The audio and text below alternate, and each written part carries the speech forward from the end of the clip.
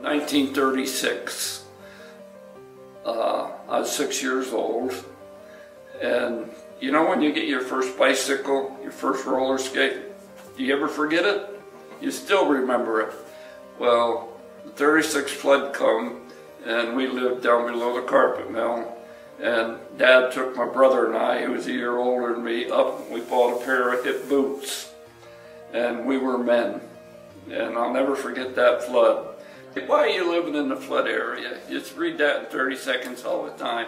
You're living in a flood area because this was never flooded until '72. I built this home here because it was out of the flood area. When I read in the paper, they said, why don't they buy them out?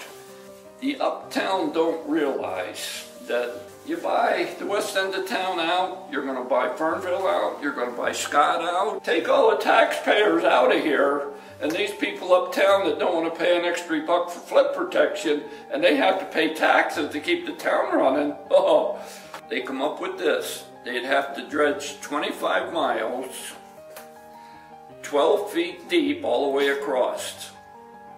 $900 million. 12 feet deep, $900 million.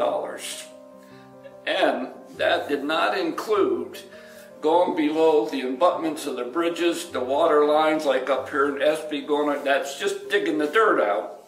Oh, and then $1 million a year to keep it cleaned out.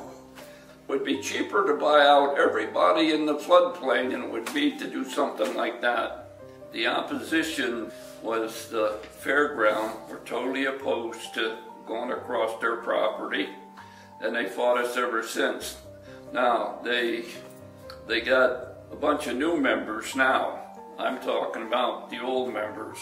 They were the ones that you're not going to put no dike across our parking lot. If we would have had this built years and years ago, we would have never had a flood. A lot of opposition from the people at that end because they're saying, well, you're getting protection and we get flooded and we don't.